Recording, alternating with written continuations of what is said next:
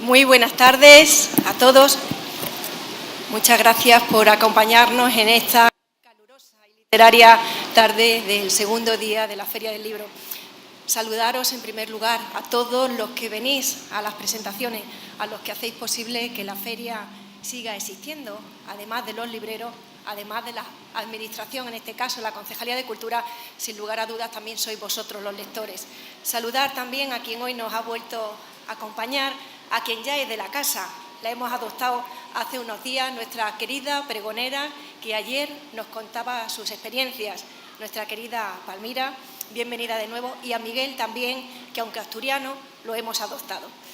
También quiero agradecer, como no podía ser de otra manera, pues a quien tengo el placer y el lujo de poder presentar. Es difícil presentar a alguien a quien todos conocéis. Además, le ponéis cara y también le ponéis voz. Me acompaña, como lo veis, Juan Ramón Lucas, que contar cosas de él, yo iré contando alguna pequeña anécdota, algún secretito que por ahí he podido descubrir, algo que sé que le gusta, que he descubierto en la comida, y él será pues quien nos cuente y nos vaya desgranando esa novela que ahí tenemos. Ponla aquí, para que todo el mundo la vea. Mucho mejor. Ahí. Esa novela, mucho mejor. Ahí. Su libro, que es de lo que él viene a hablar. Sabéis que es de Madrid, licenciado en periodismo por la Universidad Complutense. Empezó su trayectoria profesional también trabajando en la radio. Luego ha seguido por distintos medios, pero he leído que la radio es esa novia que un día uno, por avatares de la vida, abandona, pero que vuelve porque es el lugar donde se siente más seguro, más cercano y más cómodo. Él es un magnífico comunicador y que tenemos la suerte de escucharlo. Él siempre narra las cosas con objetividad, con sensatez. Es un hombre que le gustan los riesgos. Yo creo que él sonríe y parece que es frío, que es pasional. Le digo que le asumen los riesgos porque me enteraba hoy también que corre, que le gusta el triatlón y eso es un desafío. Con lo cual, estar aquí delante de todos ustedes es mucho más que chupado. Para él es súper fácil y no tendrá ningún problema. Dice que cuando le llegue, que será muy tarde, cuando tenga que morir, le gustaría que sea con las botas puestas, pero la de montar. También nos contaba su pasión por los caballos y es ese susurrador de los caballos porque tiene una relación especial, personal, también a través de la fundación que tiene con su mujer, con Sandra, y esa labor, ya digo, que hace también social, sanitaria y llena de tanta humanidad. Ya digo que Juanra está lleno de vida y de proyectos.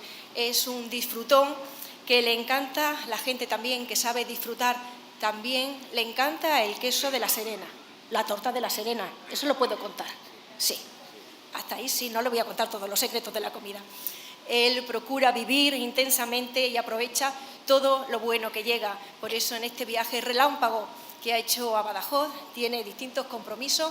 Llegaba hace unas horas, pero yo creo que está aprovechando cada minuto que está aquí con nosotros y que ha podido también compartir con vosotros. Él pues logra conciliar esa vida familiar que tiene con su programa de radio y que ya digo que lo hace con mucha objetividad y que no pasa por alto ningún detalle de la vida, de las cosas que ocurren. También es un apasionado del rock y del pop de los años 70 y 80. También en su vida tiene música y por ahí yo creo que habrá ido a más de un concierto que le gustaba, como a muchos de los que estáis aquí, Bruce Springsteen, entre otros. Es, ya digo, un hombre cercano en el que su labor humanitaria nunca deja de estar de lado. Él publicó hace poco esta novela que hoy presenta, una novela en la que nos lleva a un hecho real. Él será quien lo narre, quien lo detalle. Es un libro que impresiona, en el que se mezclan personajes ficticios y reales. de un acontecimiento, de una situación de la minería que parece que lo dejamos pasar por alto e incluso ya se ha olvidado, y de cómo era la vida. Él pues coge un personaje olvidado, que ha recuperado con esa, ya digo, pasión, con esas ganas, con ese instinto, pero además, que es el lobo, pero lo hace con una visión muy particular, que a mí me gustaría que también nos contara, que es desde la visión de una mujer. Muchas veces, o cuando empiezas a leer el libro, la minería, cómo se vive, todo lo que pasa en el desarrollo de ese libro, los personajes que hay, también cómo se sufre, también cómo se disfruta, pero sobre todo no solo la importancia que tiene la figura del hombre en la minería, sino también el papel importante de la mujer, de una mujer que en este caso, quien me acompaña ya es Juanra, pero también le podíamos llamar María la Guapa. Guapo es el nombre de María, él ha querido que hoy sea así y él será, ya digo, quien nos narre pues todos los avatares que le ha traído esta novela, y que a mí me sorprendía además que fueran la figura de una mujer, porque además quien tenemos la presentación un poquito después, que estará Juan del Val, también ha coincidido que los dos utilizáis a dos mujeres para que sean el hilo conductor de la obra. Yo les dejo con él será quien hable, les detalle, como es un magnífico comunicador. Yo podría seguir hablando nunca tan bien como él. Vamos a quitar el aire, nos vamos a asfixiar un poco, pero no tenemos ningún problema. Sigue. Se hace calor, pero es que si no, no se oye nada. Cuando tú quieras. Bueno, gracias, Paloma. Perdonad, es que aquí suena muchísimo. Si alguien se empieza a sentir muy mal, por favor, levantáis la mano y tal, pero prefiero, porque si no me cuesta más concentrarme. A lo mejor es el hábito del silencio para trabajar, ¿no?, en un estudio de radio, pero prefiero que lo hagan así. Me disculpas, Paloma. Bueno, primero, muchas gracias al Ayuntamiento, a la Feria del Libro, por invitarme a venir a Badajoz. Es una ciudad que solo había venido de paso, que no conocía, y a una feria que, de entrada, lo que he visto hoy es que es un lugar hermosísimo para pasear, tomarte algo y, mientras tanto, ver tranquila y delicadamente los libros, que es como hay que quererlos y cuidarlos una vez se han escrito, tranquila y delicadamente, porque el oficio, la tarea de escribirlos no es una cosa tranquila y delicada, te aseguro. Es muy gozosa en muchos momentos, pero en otros algo más dura.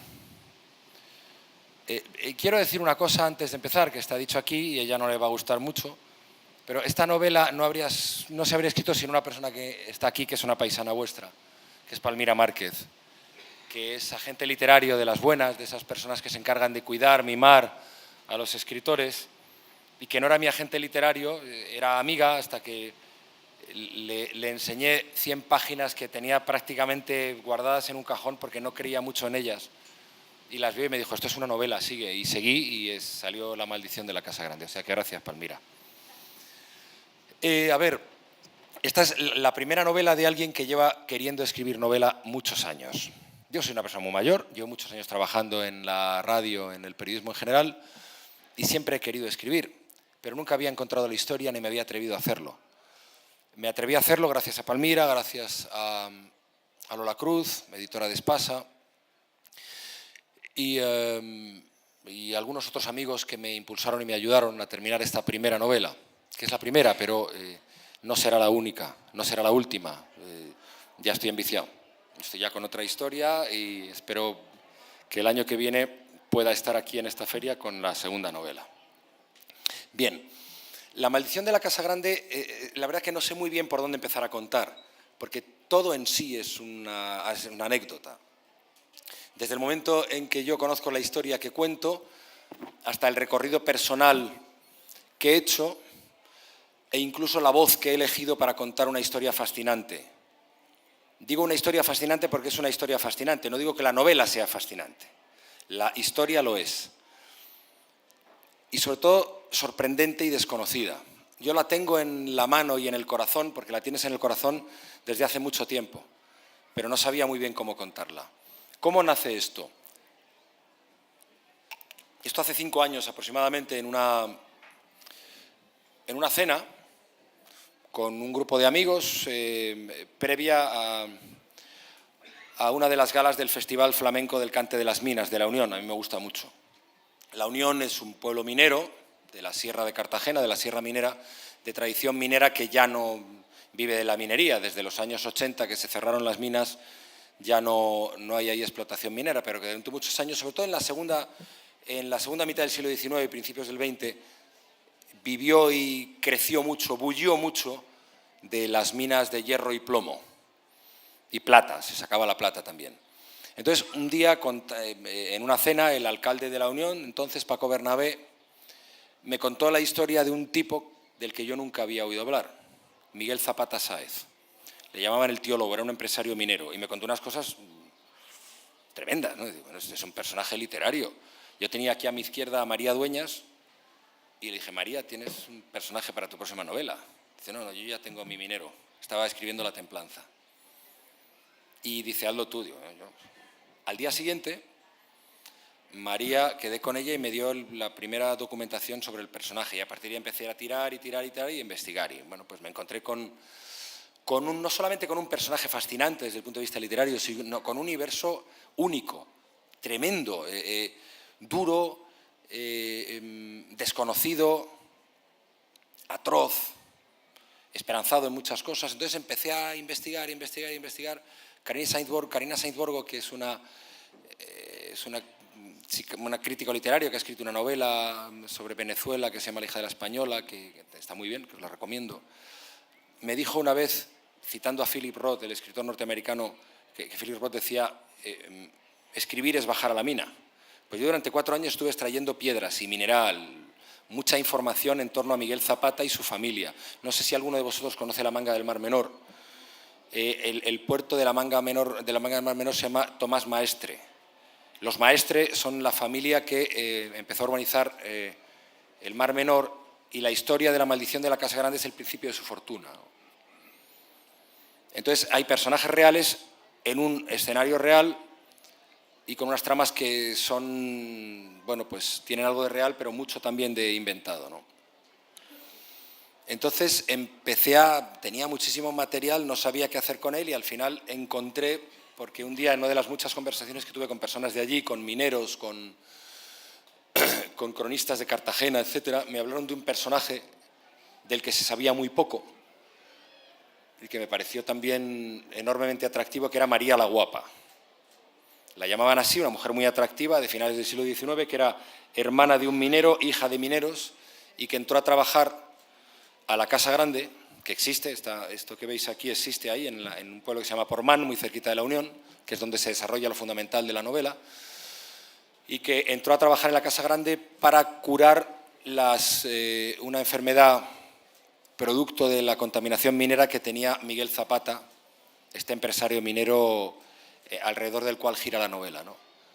Entonces no se sabe nada de ella, solo que le cuidó, que fue su enfermera durante muchos años, y que cuando la mujer de Miguel Zapata, Juana Hernández, murió, se convirtió en su amante y vivió con él los últimos años de su vida. El otro día, no hace mucho, me enteré de que en la tumba de Miguel Zapata, que está ahí en un sitio apartado en el cementerio de San Javier, en Murcia, hay un cuerpo más. Yo creo probablemente sea el de María, pero no lo sé. Me gustaría que fuera el epílogo de la novela o la segunda parte de la novela. Entonces empecé a investigar y me quedé al final, cuando me dan el nombre del personaje de María, digo, bueno, pues esta es la voz, porque es una mujer que viene de la mina, de una familia minera, y que alcanza el máximo estatus social al entrar en la alta sociedad por la puerta de atrás, evidentemente, como amante de este hombre. Y entonces decido contar el relato en primera persona. Y la novela es una novela contada por una mujer en primera persona, y al final me salió una historia de mujeres. Es una historia de mujeres que hablan como mujeres, que sienten como mujeres, y en la que las protagonistas principales son mujeres. María la Guapa, Visitación Zapata, que es hija de Miguel Zapata, Anica la Tuerta, Esperanza la Gitana. Son gente de aquella época y en aquel lugar, y que sin yo darme cuenta me llevaron a un relato, no sé si feminista, pero muy de mujer de aquella época y bastante reivindicativo. Pero os aseguro que no era esa la idea inicial. Al final, una novela obviamente la escribes tú, pero no es solo un recurso dialéctico o literario cuando un escritor dice los personajes cobran vida propia. En mi caso cobraron vida propia, y María cobró vida propia, y Visitación Zapata cobró vida propia. Y Samuel, uno de los malos de la historia, cobró también vida propia porque apareció en principio como un personaje para ilustrar algo y terminó convirtiéndose en uno de los protagonistas. Entonces, a lo largo de la parte final de la escritura de la novela, yo me sentía muy inseguro. Es mi primera novela y me parecía que estaba, bueno, ya me dijeron Palmira y Lola Cruz, que son las que lo vieron, que estaba bien, y dijo, bueno, pues a lo mejor está bien. Entonces iba escribiendo y imaginaos levantarte a las 3 de la mañana para escribir. Y al final terminas espabilándote y decía, no, hoy es un desastre. Hoy he perdido el tiempo, me podía quedar durmiendo. Y había días que escribías y decías, ¡joder, qué bonito me ha quedado! Y había días que leías lo que habías escrito al principio, mucho tiempo atrás, y decías, joder, qué bueno, ¿esto lo he escrito yo? Ah, no, no, lo he escrito yo, esto lo pensaba María. Pasa eso con los personajes.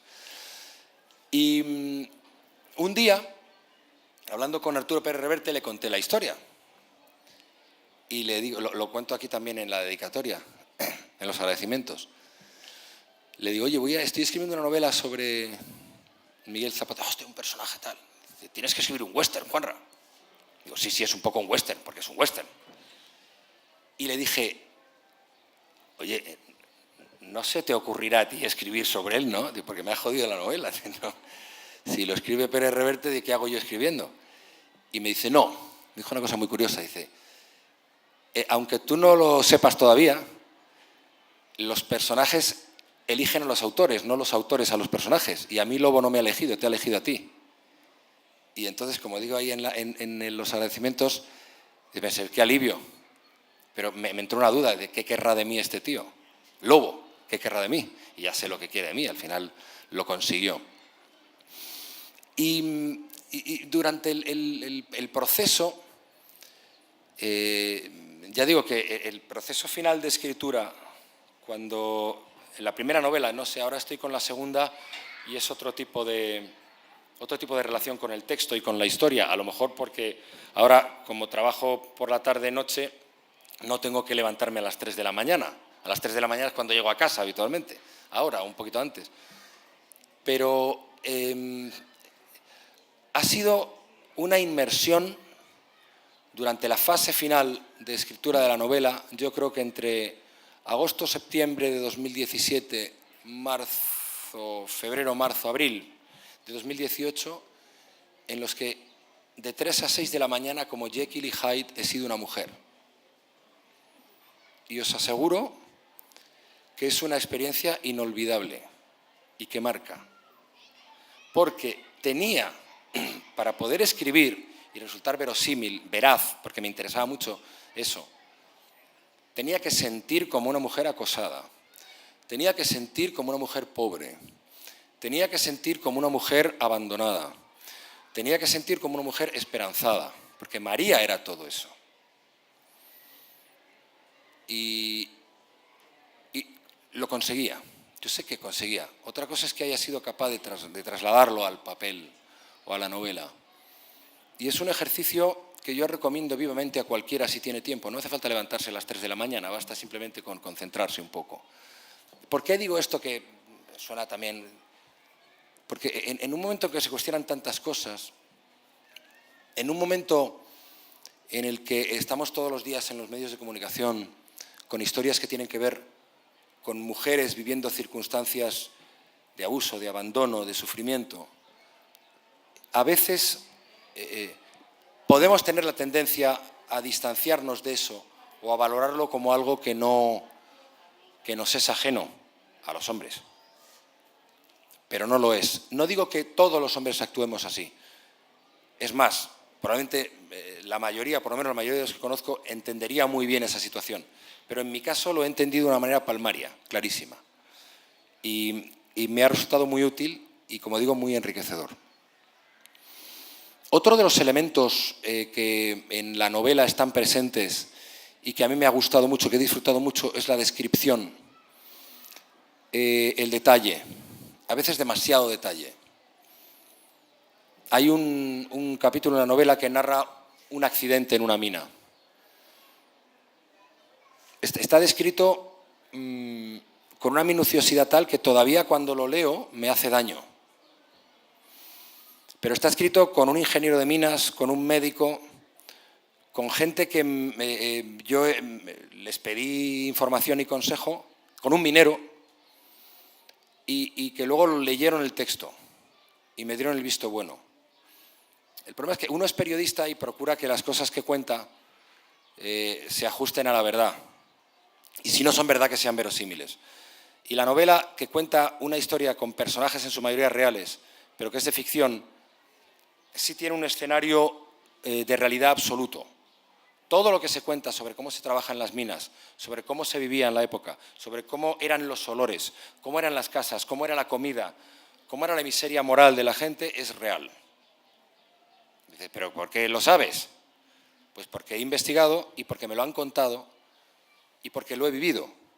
Yo, para escribir la novela, entre otras cosas, a mi hijo le tuve un par de días vagando día y noche por la sierra minera, metiéndonos en minas y durmiendo en el bosque y a la intemperie para sentir los olores. Ya aquella zona de la Manga del Mar Menor y la sierra minera no tiene nada que ver con lo que era. Pero todavía por la noche puedes percibir lo que queda los fantasmas que hay allí, que están muy presentes en las ruinas de las minas, en las ruinas de las fundiciones, en los pozos que todavía están allí. Y todo eso lo he trasladado a la novela, y todavía antes de ayer un buen amigo mío, escritor, me decía que la descripción tan precisa, tan de orfebre, le lleva a aquella época y en aquel tiempo, ¿no? Eso lo cuidé mucho, y lo cuidé también estando en los sitios. La mayoría de las cosas que se cuenta, los escenarios en los que sucede la novela, que son Portmán, que es la bahía más contaminada del mundo, ahora os contaré un poco si queréis, y La Unión, esa zona que ahora es una zona turística, hay la Portmán Golf, y es la Manga del Mar Menor, todo eso. Yo he pasado por esos escenarios y he hablado con la gente de esos escenarios y he tratado de averiguar cómo era la vida allí en aquellos escenarios. La casa donde se desarrolla la acción y que da título a la novela está en pie, en Portmán. Ya no es como era entonces, porque en los años después de la Guerra Civil, los maestres, que eran quienes tenían aquello, lo vendieron. Algunas empresas mineras lo convirtieron en una casa de residencia de los ingenieros, dividieron la casa y tal. Y ahora, curiosamente, la casa y gran parte de la zona donde se desarrolla la novela es propiedad de un antiguo minero, a través de una constructora que se llama Portmán Golf, que era de su hijo, y él, cuando se jubiló, entró en la empresa, le salió bien. Y es curioso porque es una historia también a tener en cuenta. Un minero terminó comprando los territorios donde estaban las minas. Entonces, Miguel Zapata es una personalidad, es un tipo muy, muy especial y maldito. Fue en su época uno de los hombres más poderosos de España, probablemente de Europa. Tenía capacidad para mover el mercado del mineral, que estaba ubicado en Londres. Él viajaba a menudo al Reino Unido. Cambió completamente la forma de extraer el mineral y de venderlo y comercializarlo. Controlaba el mercado hasta el punto de que él decidía cuándo subía, cuándo bajaba. Y controlaba no solo todo el proceso, desde la búsqueda de vetas de mineral hasta la venta en los mercados de Holanda, del Reino Unido sobre todo, sino controlaba la vida de quienes trabajaban para él. Él no pagaba en dinero, pagaba en vales. Vales de comida o de productos de necesidad, de primera necesidad, que se canjeaban en sus propias tiendas. Y las canjeaban mineros que vivían en casas que él les facilitaba. Los mineros no veían un duro, no veían un real. Cobraban una miseria, pero es que además los de Zapata no lo cobraban en dinero. Para conseguir dinero, para poder emborracharse, que era el único ocio posible, emborracharse y pegar a su mujer, era el único ocio posible, lo que tenía que hacer era vender los vales a un precio inferior a lo que valía, lo que aumentaba su miseria.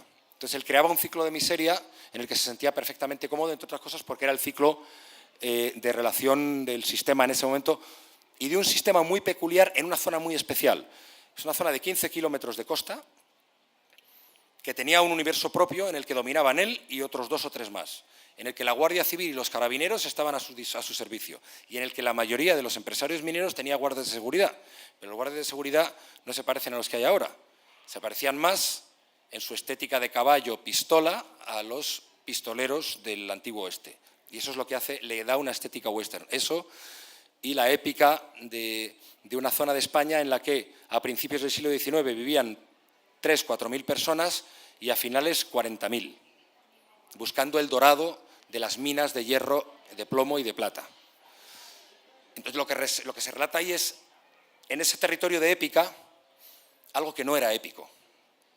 Y era la frustración de mucha gente que buscaba un Eldorado y lo que encontró fue la miseria y la muerte. Entonces, este personaje, lo singular que tiene es que fue de los pocos empresarios mineros que se quedó en la sierra. Si vosotros conocéis Cartagena, Cartagena es una ciudad portuaria hermosísima porque está llena de palacios absolutamente deliciosos, de arquitectos de finales del siglo XIX, preciosistas y de altura. Son las casas de los empresarios mineros. Pero Miguel Zapata se quedó en La Unión, en Portmán, perdón, en su casa grande. Y él salía todos los días a recorrer sus minas y su zona, a caballo, en mulo o en carreta. Además, él entendía que el mundo, tal y como era, mineros miserables y gente rica que explotaba, era como tenía que ser. Era la lógica de las cosas. Pero era un tipo enormemente infeliz por el peso de una enfermedad y de una desgracia que se cuenta en la novela y que tiene que ver con la maldición. En realidad la novela, el sentido que tiene es romper esa maldición, que pesaba sobre los Zapata. Entonces todo eso es lo que me lo hizo atractivo desde el principio, un personaje cruel, duro, egoísta, inteligente y al mismo tiempo con una vida probablemente tan miserable como la de muchos de los que trabajaban para él, aunque estuviera envuelta en los algodones de una vida de opulencia, ¿no? Entonces, ese encuentro con esa realidad en la que hay personajes que viven miseria y que provocan miseria, hay una realidad desconocida y, desde luego, desde el punto de vista del retrato literario muy interesante, es lo que me lleva a escribir esta novela, a investigar y al final a crear personajes o a recrear personajes como María, que para mí, y voy a ir cerrando porque me estoy enrollando mucho, me estoy dando cuenta, ha supuesto el primer encuentro con la literatura, exitoso desde el momento que está aquí, porque Palmira lo sabe bien y quienes me conocen, para mí tener esto aquí todavía resulta increíble y abrir cualquier página y recordar, como recuerdo perfectamente, no ya lo que escribí, porque no lo recuerdo, pero sí cómo estaba y lo que sentía cuando lo escribí, sigue siendo algo tremendamente enriquecedor, me ha merecido la pena. Y os voy a leer el principio de la novela, porque yo siempre creí que contar una historia en literatura, y en la segunda novela he hecho lo mismo, es atraer desde la primera línea al lector. Tanto es así que cuando escribí la primera vez el primer capítulo, se lo enseñé a Sandra, mi mujer, y me dijo: joder, ¿para qué vas a escribir la novela si la has contado toda aquí? Me podía haber ahorrado mucho, habría escrito un artículo y lo tuve que modificar. Pero leyendo ese primer párrafo, que además tengo ganas de leerlo porque me costó mucho y me hizo mucha ilusión y casi me lo sé de memoria, pero por si acaso voy a leerlo, os invito a que leáis la novela, que os acerquéis a ella y casi me atrevo a apostar que os va a gustar. No es una chulería, es que la historia que cuenta es una historia conmovedora y que consigue algo que, y lo digo desde alguien que tuvo una tremenda inseguridad en su propio trabajo, nos habla de la condición humana y nos habla con una mirada de mujer en un tiempo duro, pero que es una mirada universal en espacio y en el tiempo también, porque María la Guapa, María Adra, podría vivir casi las mismas cosas que vive hace 150 años hoy, perfectamente. Entonces esto empieza...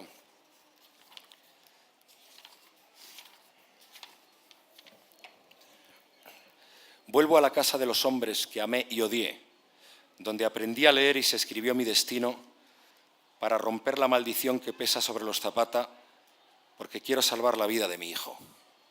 Ya no quiero perder más. Y ahí lo dejo, si queréis. Estoy a vuestra disposición.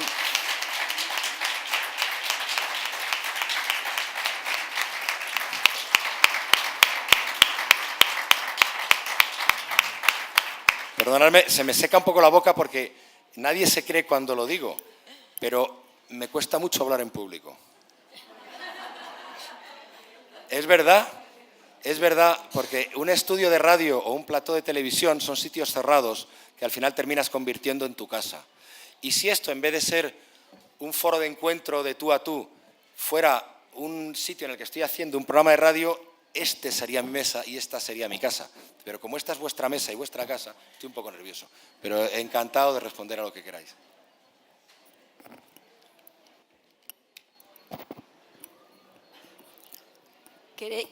¿Hay turno de palabras si os apetece?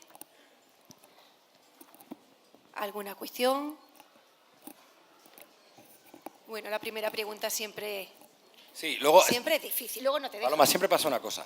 Nadie se atreve con la primera, pero nadie se ha atrevido alguien con la primera, luego viene otra y no podemos terminar. Ahí, muy bien. Bueno, voy a romper el hielo. Aquí y allí. Hola. Encantada de escucharte en directo.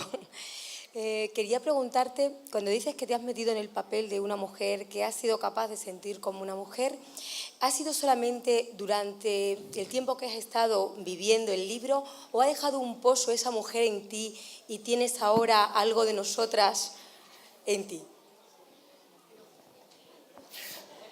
¿Te entiendes mejor ahora? Sí, me va a matar Palmira, pero el protagonista de la segunda novela es otra mujer. Es una adolescente de 18 años. Y me enfrento a ella con mucha más soltura. Yo creo que sí me ha afectado, inevitablemente.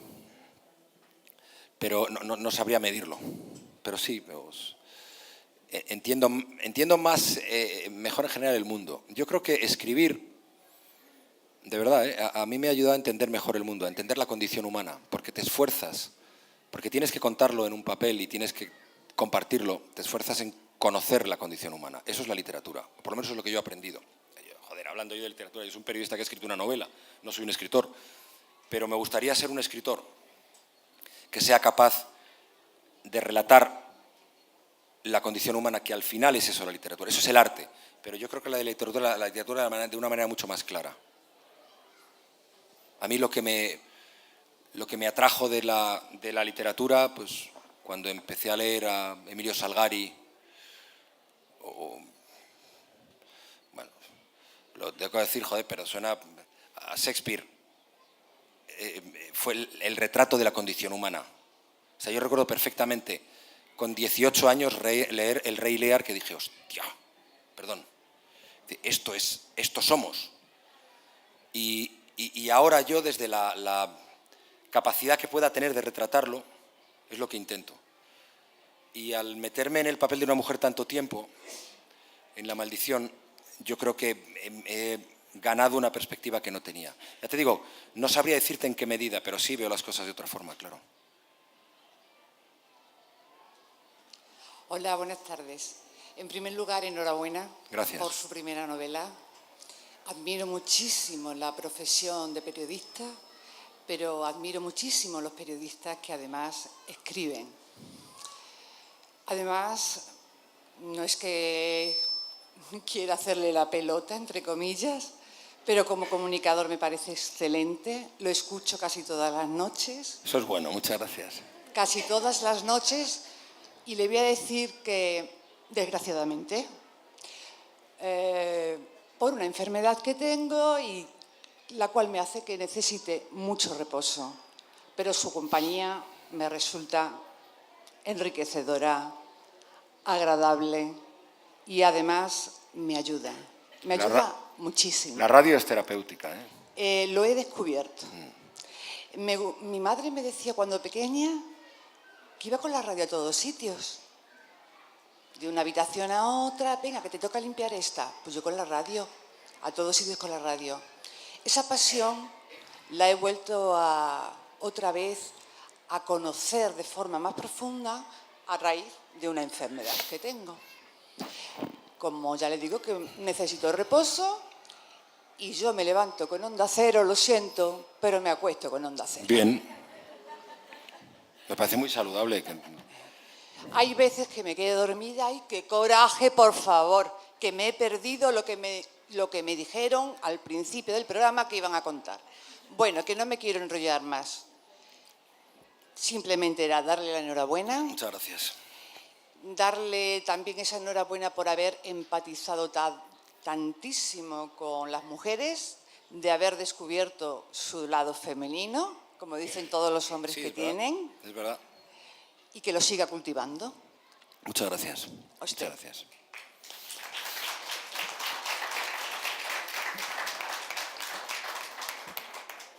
Más. Por allí, la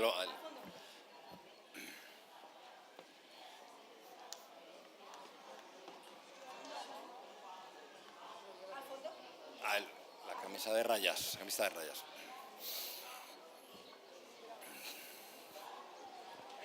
Buenas tardes a todos. Buenas tardes. Buenas tardes, señor Lucas. Gracias por venir. Usted reúne, digamos, la doble condición de periodista y escritor. Tengo que ser sincero, no he leído aún su novela, pero por lo que he colegido de lo que usted ha contado, usted habla de un canalla, de lo que definiríamos como un canalla. Y yo apelo a su condición de periodista. Si un personaje como Miguel Zapata tuviera una entrevista, ¿usted cree que es lícito entrevistar a un canalla? ¿Entrevistaría usted a un canalla aun sabiendo que lo es? Es mi pregunta. Sin ninguna duda. Al diablo mismo. Al diablo mismo. Esa era la respuesta que esperaba. Hay detrás, aunque sea el personaje más abyecto, sí. Si hay una noticia, hay una entrevista. Mi obligación como periodista es entrevistar a cualquiera que tenga algo que decir, y el mal también tiene algo que decir. Si no creyera en eso, pues cuestionaría que algunos compañeros entrevistaran o a etarras o a dictadores, y no. Yo a Miguel Zapata, desde luego, una entrevista la tiene. Pero es que yo con él me tomaba más de un café. El problema es que lo que te pasa con la literatura cuando es un proceso de creación tan largo es que terminas enamorándote. Claro. Y hay un... Al final de la novela, no voy a hacer spoiler, claro, pero se dice que nadie lleva flores a la tumba de Miguel Zapata. Yo. Lo entiendo. Las únicas flores que hay en la tumba de Miguel Zapata se las llevo yo. Porque una de las cosas sorprendentes de un personaje que fue tan poderoso y que tienen que ver con la maldición, es que está enterrado en el cementerio de San Javier, en un lado del cementerio, con una lápida pequeña, en un cementerio que está lleno de tumbas suntuosas y de gente que se llama Zapata. Pero Miguel Zapata Sáez está enterrado con una lápida de mármol y un pequeño monolito con una cruz. Y las únicas flores se las lleva este modesto autor. Porque es un tipo al que le debo algo, mucho, que es mi primera novela. Y era un hijo de mil. Muchas gracias. Nada, muchas gracias.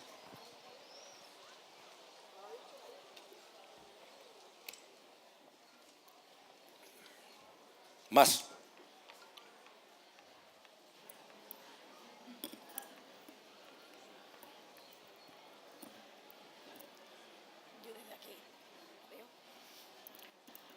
Juanra, ¿por qué dices que no te consideras un escritor?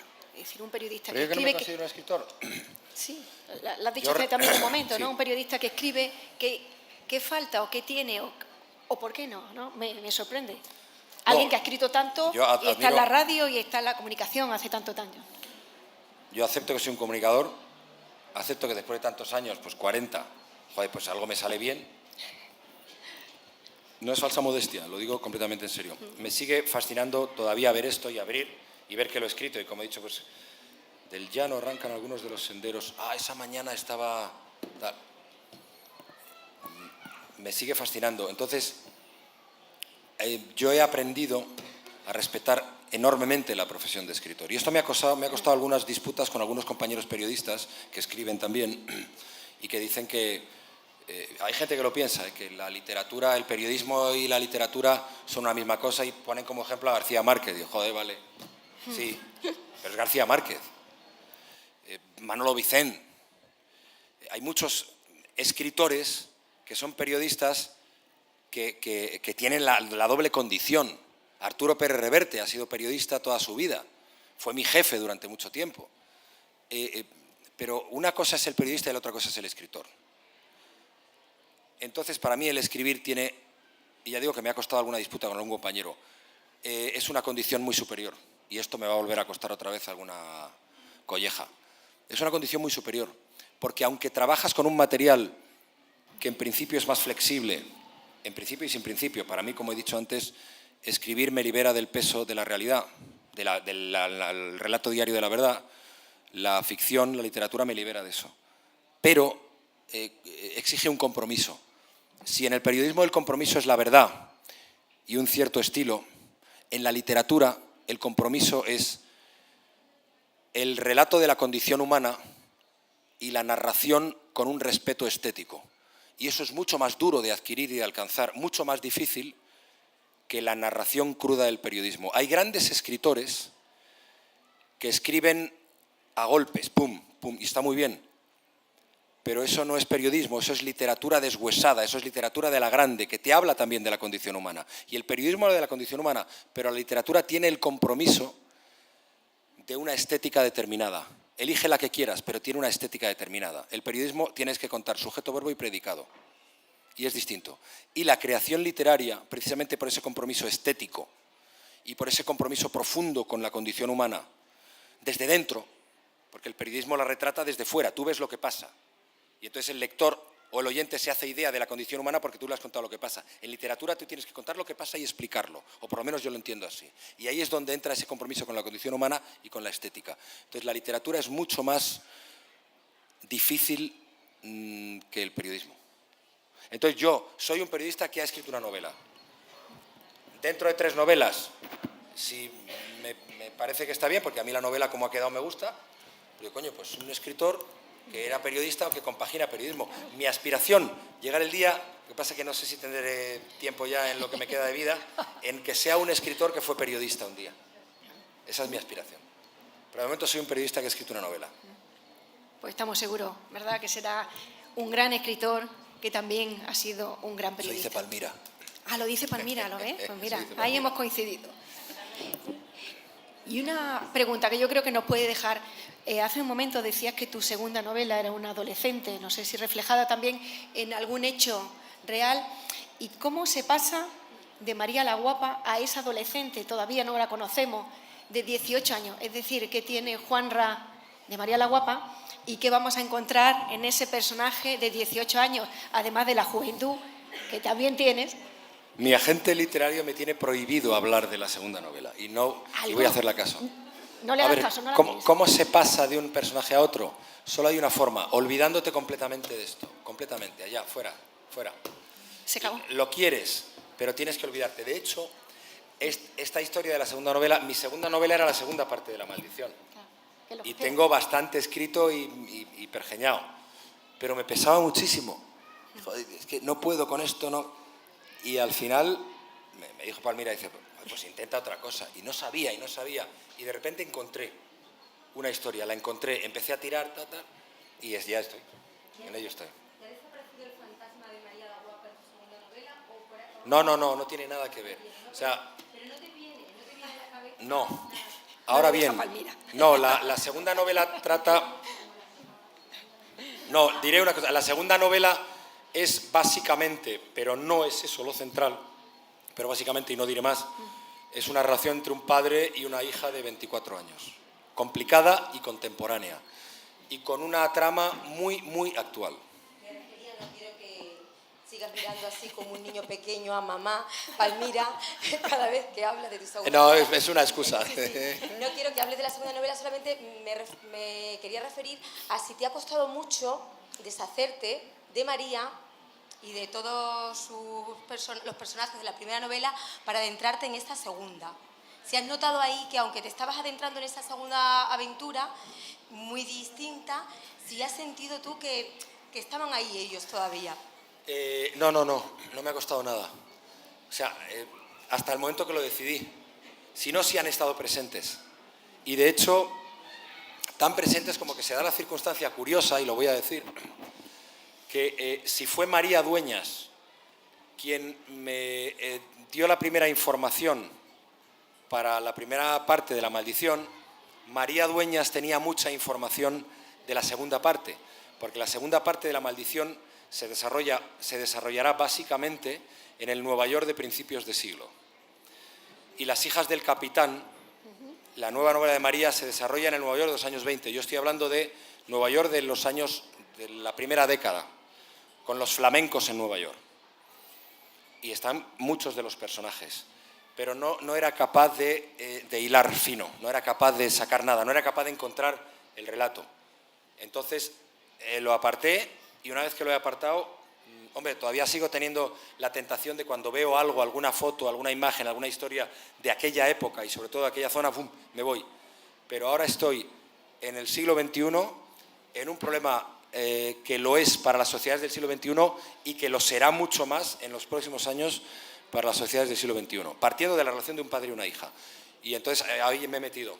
Y es una novela con muchos menos personajes y desde el punto de vista creativo menos complicada, pero desde el punto de vista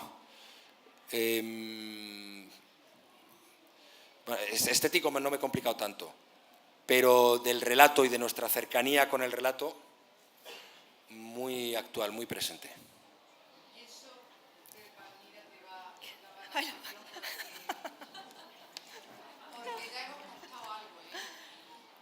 ¿Qué has captado? Dime.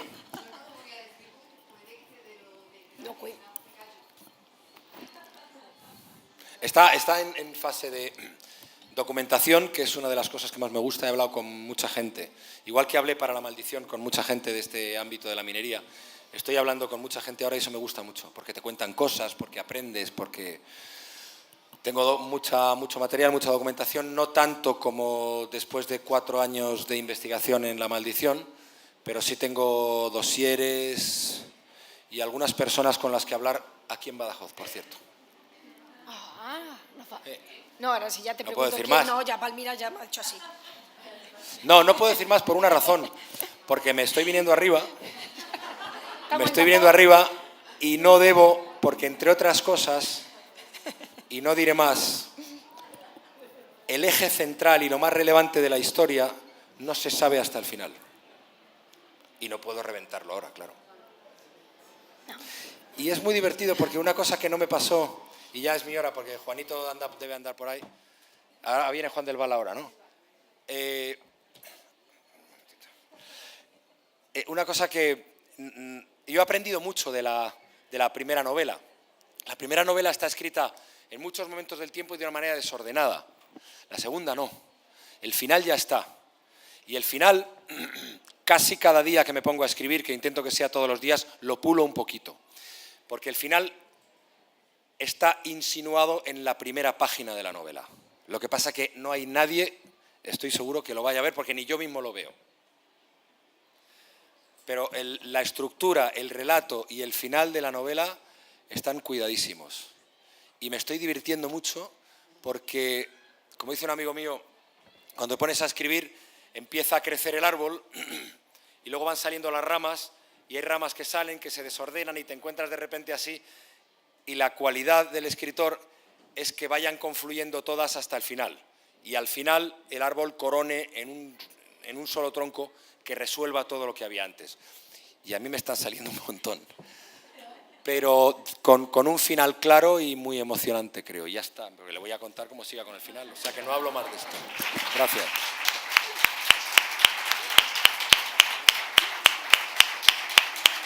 Muchas gracias.